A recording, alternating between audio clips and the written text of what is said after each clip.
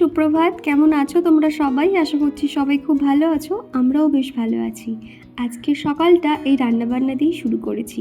ইদানিং দেখতে পাচ্ছ আমি কিভাবে আমার রুটিনটাকে সেট করেছি, যাতে আমি সকালে রান্নাটা করলে চিকুকেও সময় দিতে পারি। স্কুলে দিয়ে আসা নিয়ে আসা, ওর পাপা যেহেতু লাঞ্চ নিয়ে যায়, যার জন্য সকালবেলাতেই রান্নাটা আমি করে রাখি। এতে আমার অনেকটাই সুবিধা হয়। তা নয়তো বেলার দিকে না গরমের মধ্যে আর রান্না করতেও ইচ্ছে করে না। সকাল হলেই আমার আর চিকুর জন্য দুটো করে এগ বয়েল করতাম, তবে এখন প্রতিদিন আর খাই না, মাঝে মধ্যে স্কিপ করে যাই একদিন অন্তর আর কি। তো এখানে আমার আর চিকুর জন্য দুটো আমি এগ বয়েল করে নিচ্ছি। একটা আর কি ও টিফিনে দিয়ে দেবো, আর একটা ও আর আমি অর্ধেক অর্ধেক করে খাবো। আর ডিমগুলো বসানোর আগে না দুটো ছোট ছোট ছিদ্র করে নিতে হবে, তাহলে না ডিমগুলো ভেঙে যাবে না এবং কিছু বেরিয়েও আসবে না ভিতর থেকে। তো ওই যে মেজারমেন্ট কাপটা রয়েছে তার পেছনে একটা পিন মতন আছে, সেটা দিয়ে আর কি একটুখানি ছিদ্র করে নিতে হয়। আর এটা কিন্তু বাচ্চাদের থেকে একটু সাবধানে রাখতে হয়। এটা বেশ একদিকে ভালো, উপর থেকে ঢাকনা সিস্টেম রয়েছে। সকালের এই তাড়াহুড়ো সময়টাতে আমি এরকম 3 দিকে কিছু না কিছু বসিয়ে দিই, তাহলে আমার রান্নাটাও তাড়াতাড়ি হয়ে যায়। আর ওদিকে যেহেতু একদিকে ভাত হচ্ছে, একদিকে মাছ ভাজা হচ্ছে, তো সেই জন্য ভাবলাম আগারোর এই যে এগ বয়লার অ্যান্ড পোচারের মধ্যে আমি ডিমগুলোকে সিদ্ধ করে নিয়েছি। দেখো কত সুন্দর হয়েছে, কোথাও কিন্তু একটুও যে ভেঙে গেছে একদম কিছুই না, কত সুন্দর উঠে আসে আর কি।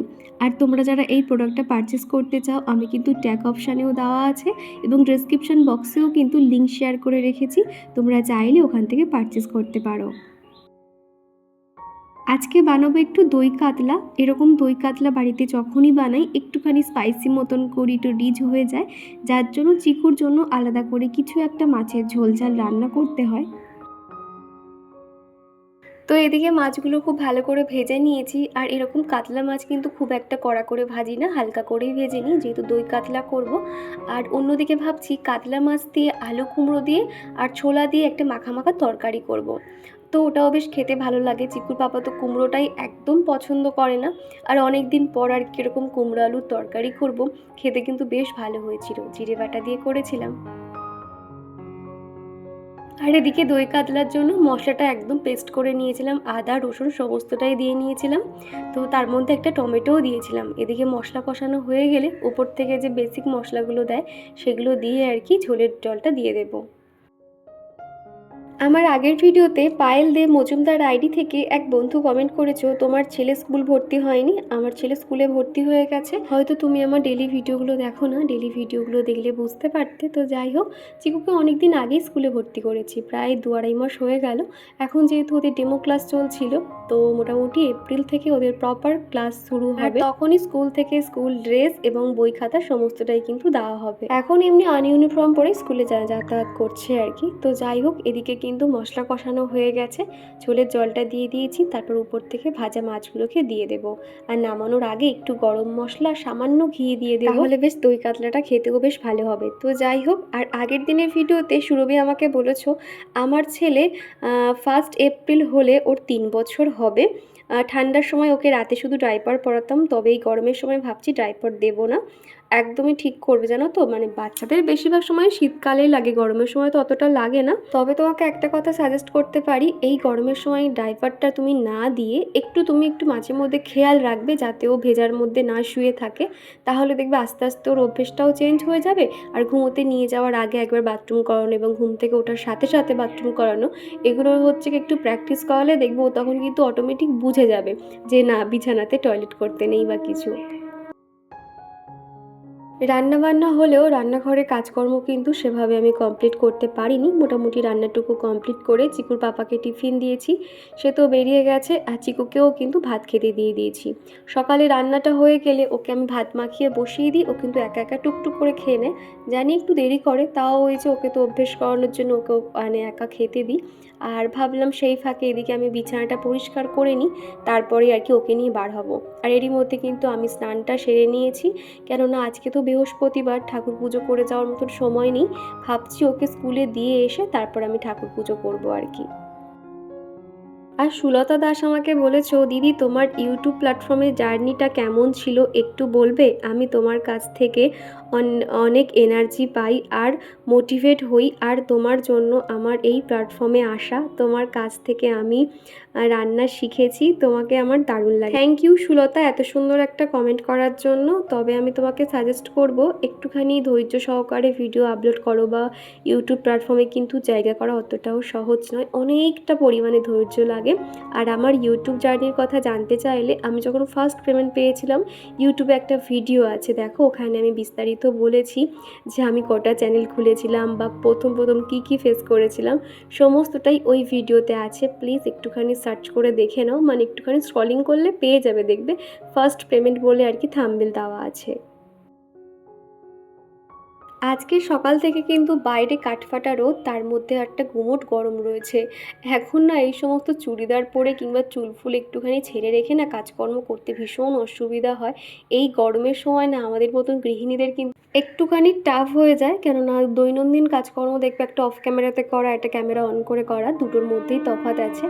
সেই জন্য একটু কষ্ট হয়ে যায়। তবে ওই যে কী আর করা যাবে, কষ্ট না করলে কিন্তু কেষ্ট পাওয়া যায় না। তো যাই হোক, এদিকে ঘর বারান্দাগুলো ঝাড় দিয়ে দিচ্ছি। সকালবেলা আমার ঘর ফর মোছা হয়ে গেছে, এসেই আর কি ঠাকুর পুজোটা দিয়ে দেবো। আর তারপরেই কিন্তু চিকুকে রেডি করে ওকে স্কুলে নিয়ে যাব। আজকে আর রোড থেকে যাইনি, ভিতরে একটা শর্টকাট রাস্তা ছিল, ওখান থেকেই মা ছেলে টুকটুক করে হেঁটে হেঁটে যাচ্ছি। কাছেই যেহেতু স্কুল। আর এই সাইডটা দেখতে পাচ্ছ, এখানে ব্রিজের কাজ হচ্ছে, পুরো জায়গাটা ধরে ব্রিজ হচ্ছে।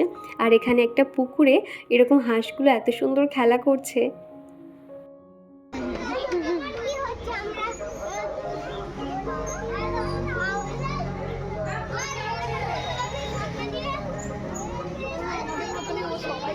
স্কুলে নিয়ে যাওয়ার সাথে সাথেই ওকে নিয়ে ফেরত আসতে হয়েছিল, কেন হয়েছে একটু পরেই বলছি। তো এদিকে দেখো আমি বাড়িতে ফিরে ফ্রেশ হয়ে ভালো করে ঠাকুর পুজো করে নিয়েছি। আর তোমরা তো জানোই বৃহস্পতিবার করে অনেকটা সময় লাগে পুজো করতে, তো সেই জন্য আমি অফ ক্যামেরাতেই খুব ভালো করে ঠাকুর পুজোটা হয়ে গেছে। আর এখন তোমাদেরকে দেখাচ্ছি কিভাবে আমার ঠাকুর ঘরটা সাজিয়েছি। তো তারপরে কিন্তু রান্নাঘরে কাজ আছে, মোটামুটি ঘরের কাজটা কমপ্লিট করেই গেছিলাম, রান্নাঘরের কাজটা বাকি আছে, এখন সেরে নেব। তো বেশ কয়েকটা বাসন আছে, সেগুলো এখন মেজে নিই। আর তার সঙ্গে সঙ্গে তোমাদেরকে শেয়ার করি যে স্কুলে আজকে কি হয়েছে। আসলে না ওদের স্কুলটা আজকের থেকে ছুটি পড়লো, মানে সেই প্রপার এপ্রিল থেকেই শুরু হবে, ওই 10 তারিখ 11 তারিখ থেকে।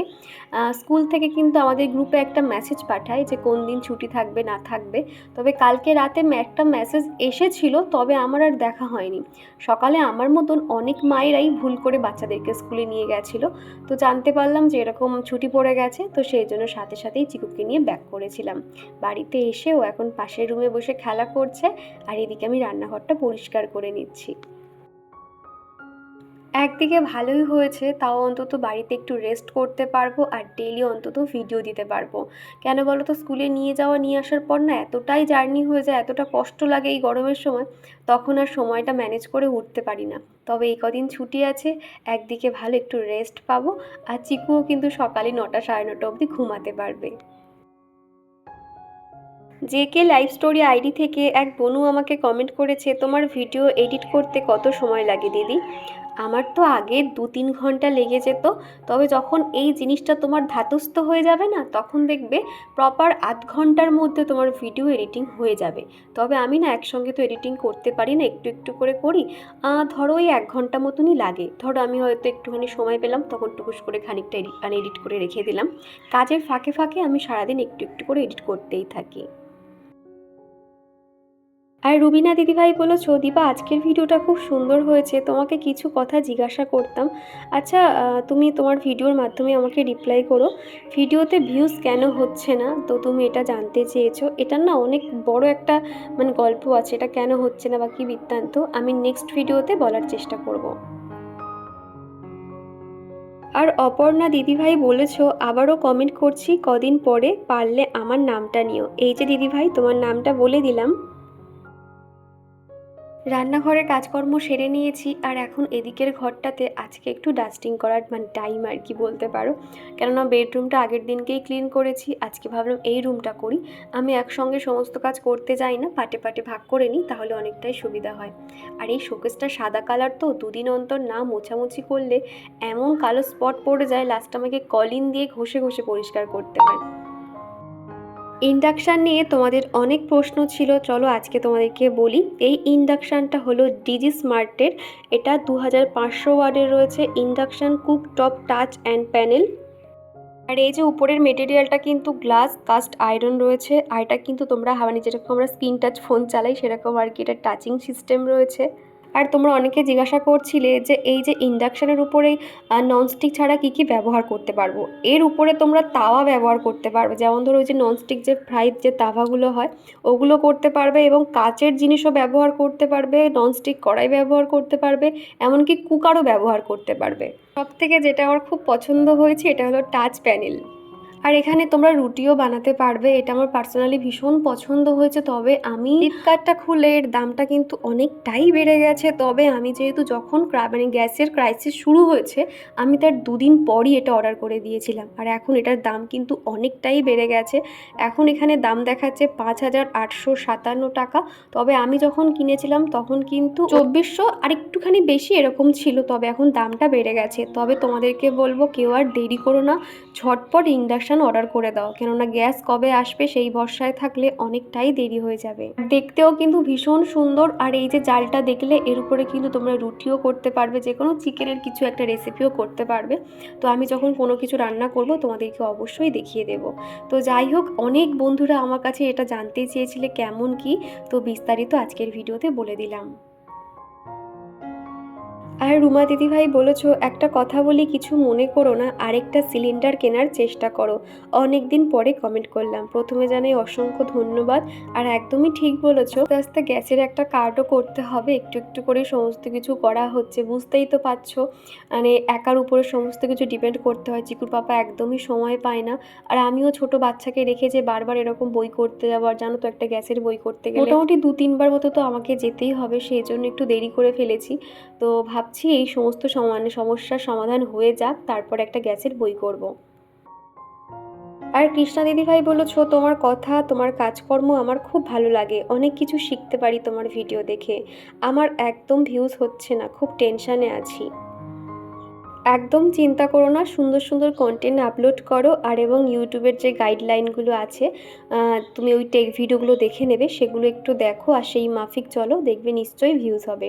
আর ইউটিউবে কাজ করতে গেলে অনেকটা পরিমাণে ধৈর্যের দরকার।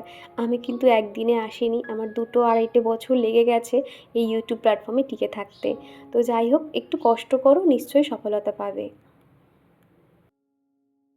সকালের বেশ কিছু জামা কাপড়, বাইরে এত রোদ না, দেখলাম প্রত্যেকটা জামা কাপড় বেশ শুকিয়ে গেছে।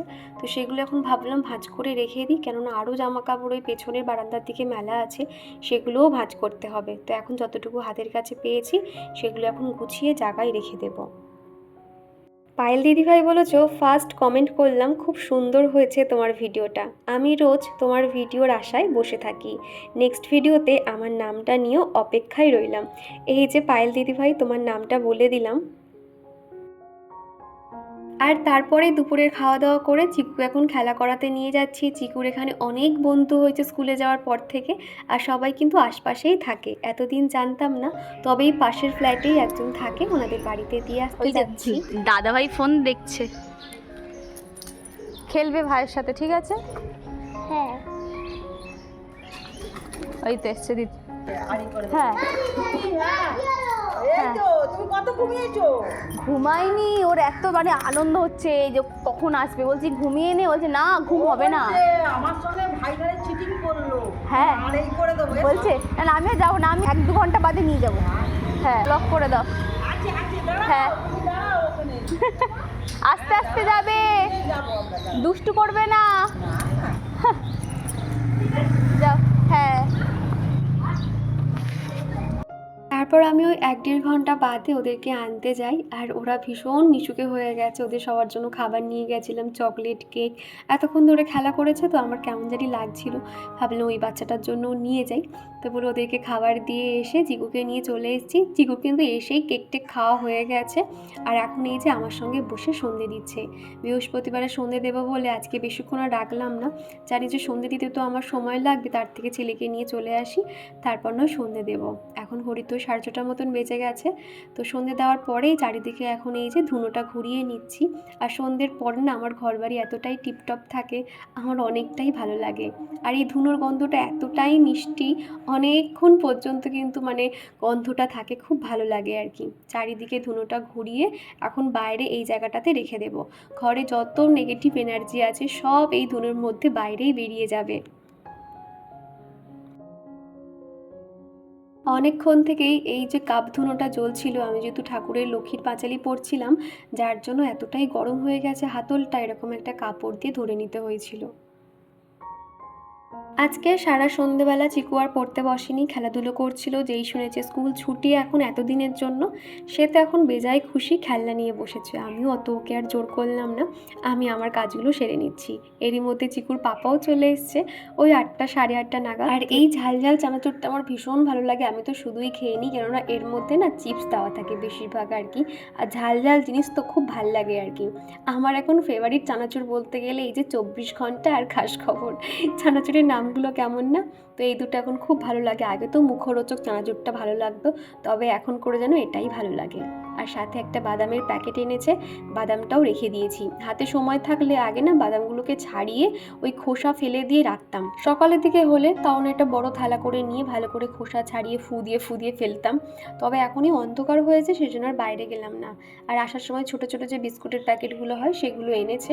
এই যে বারবনের দেখো, এটা নতুন একটা প্যাকেজ আর কি। আর এনেছে সুগার অ্যান্ড স্পাইসি থেকে এই কুকিজগুলো, এত সুন্দর খেতে লাগে না, একটা করে খেলেই বেশ ভাল লাগে, পুরো চকলেট ফ্লেভারের মতন। তো এই যে দেখতে পাচ্ছ উপর থেকে আবার চকলেট দেওয়া। তো এই বিস্কুটটা প্রথমবার ট্রাই করলাম, বেশ ভাল লাগলো আর কি। তবে আমি সুগার অ্যান্ড স্পাইসি ছোট ছোট যে কেকগুলো পাওয়া যায় সেগুলো খাই, ভীষণ ভালো লাগে। তবে আমাকে বললো এই বিস্কুটটা খেয়ে দেখো, ভালো লাগবে। আর এই ঠান্ডা গরম ওয়েদারের জন্য নাকি জানি না আমার গলাটা এত পরিমাণে বসে যায়, ভয়েস ওভার করতে গেলে ভীষণ কষ্ট হয়ে যায়। বিশেষ করে এই গরমের সময় দেখবে পাখা বন্ধ করে ভয়েস ওভার করা তো পুরো ঘেমে স্নান হয়ে যায়। তবে এখন যেহেতু স্নান টান করে ভয়েস ওভার করছি সেই জন্য খুব একটা অসুবিধা হচ্ছে না। এদিকে প্রত্যেকটা জিনিস কন্টেনারে রিফিল করে নিয়েছি, সেগুলো এখন জায়গায় রেখে দেবো। আর আসার সময় এনেছিল ফল, কলা আর এই যে আপেল। আমি ওকে বলেছিলাম যে চিকুকে রোজ তো স্কুলে নিয়ে যেতে হয়, কি টিফিন দেবো চিন্তায় পড়ে যাই, তো তুমি ওর জন্য ফল নিয়ে আসবে। তো এই যে আজকে ফল আনলো, আর আজকের থেকেই ওর স্কুলে আর কি ছুটি, তো কি আর করা যায়, বাড়িতেই খাওয়া হয়ে যাবে। তো যা কিছু কাজ এগিয়ে রেখেছি, যেমন ধরো এই যে চাল ভালো করে ধুয়ে জল দিয়ে রেখেছি। আর এদিকে যে দেখতে পাচ্ছ ডাল করব কালকে, মুগ ডাল। ডালটা কিন্তু আমি হালকা করে ভেজে নিয়েছি, নিয়ে আমি জল দিয়ে ভিজিয়ে রাখলাম, তাহলে সকালে খুব তাড়াতাড়ি হয়ে যাবে। তো মোটামুটি কালকে ডাল করব, কালকে কোনো রকম মাছ ফাছ হবে না। আর এদিকে দেখতে পাচ্ছ ওই যে মিষ্টি আলু আর এমনি আলু, সজনে ডাঁটা ভালো করে এই যে কেটে নিয়েছি। সর্ষে পোস্ত দিয়ে একটা মাখা মাখা তরকারি কিছু একটা করব, আর ঢেঁড়সের ঝাল বা কিছু করব একটা। আর এই যে ডাল করব পেঁপে দিয়ে ডাল, যার জন্য একদম ছোট্ট ছোট্ট পেঁপের টুকরো করে নিয়েছি। আর এই যে টমেটো, আদার টুকরো, পেঁয়াজ কুচিয়ে এই পেঁয়াজ ছাড়িয়ে নিয়েছি। এরকম রেডি করে রাখলে না সকালে ঝটপট আগে আমি উঠে মাত্র একদিকে ভাত একদিকে ডালটা বসিয়ে বাদবাকি কাজগুলো করতে পারি, এতে আমার অনেকটা হেল্প হবে। এই যে আমি এইভাবে সুন্দর করে গুছিয়ে রেখে দেব, তাহলে সকালে অত আর তাড়াহুড়ো থাকবে না। প্রত্যেক দিন রাত্রিবেলা এরকম করে রেডি করে রেখে দিই, অনেকটাই সুবিধা হয়। ঘরের কাজকর্ম সেরে নিয়েছি, একটু ফ্রেশ হয়ে নিয়েছি। আর এখন আমি দেখেছি প্রত্যেকবারে শীতের শুরুতে আর গ্রীষ্মকালের শুরুতে আমার একটু না একটু ঠান্ডা লাগবেই লাগবে। আর এখন এই যে দেখো না, সারাদিন যেহেতু কাজকর্ম করি আর সেই সকালে স্নান করে নিই, তো রাতে শুতে যাওয়ার আগে একটুখানি স্নান মতো বা এই যে জল না ঢাললে না আমার হয় না ঠিকঠাক। তো তার জন্য এই কদিন দেখতে পাচ্ছি আজকে বিকাল থেকে একটুখানি হাঁচু হচ্ছে, মানে একটু জ্বর জ্বর আসছে এরকম মনে হচ্ছে।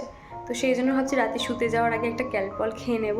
তো রান্নাঘরের কাজ তো দেখলে গুছিয়ে নিয়েছি। আর এখন এই যে চুলটাকে উঁচু করে বেঁধে নিয়েছি, কালকে সময় পেলে শ্যাম্পু করতে পারি, আর দেখা যাক কি হয়। আর এখন এই যে আজকে মুখে কোনো রকম আর নাইট ক্রিম দিইনি, শুধু একটু অ্যালোভেরা জেল দিয়েছি। জেলটা দিয়ে দিয়েছি মুখে, একটা ছোট্ট মতো একটা দানা বেরিয়েছিল সাদা মতন এই জায়গাটাতে, এই যে ছোট্ট মতন, যার জন্য আজকে অ্যালোভেরা জেলটা দিয়েছি। আর দিশা ভট্টাচার্য বলেছিলে দীপাই যে তুমি রাতে সবজি কেটে রাখো, আলু সকালে কালো হয়ে যায় না। না গো, একদমই কালো হবে না। তোমাকে খুব ভালো করে ধুয়ে পরিষ্কার করে রাখতে হবে, তাহলে দেখবে একদমই কালো হবে না। তো যাই হোক, এদিকে নাইট বাল্বটা জ্বালিয়ে দিয়েছি, ঠাকুর প্রণাম তো করলাম। এবার দেখো ঘরে এরকম ছোট্ট স্টার লাইটটা দিয়ে রেখেছি, দেখতে কিন্তু বেশ ভাল লাগে। রাত্রিবেলা যখন শুতে যাই এই লাইটটা দিয়ে দিই, আর যখন ঘুম আসে আমাদের যেহেতু বেড সুইচ আছে ওখানটা হাত বাড়িয়ে অফ করে দিই। তো যাই হোক, আজকের ভিডিওটা আমি এই পর্যন্তই রাখছি। ভিডিওর কোনো অংশ ভালো লেগে থাকলে প্লিজ একটা লাইক করে দে। তো চলো, আজকের মতো টাটা।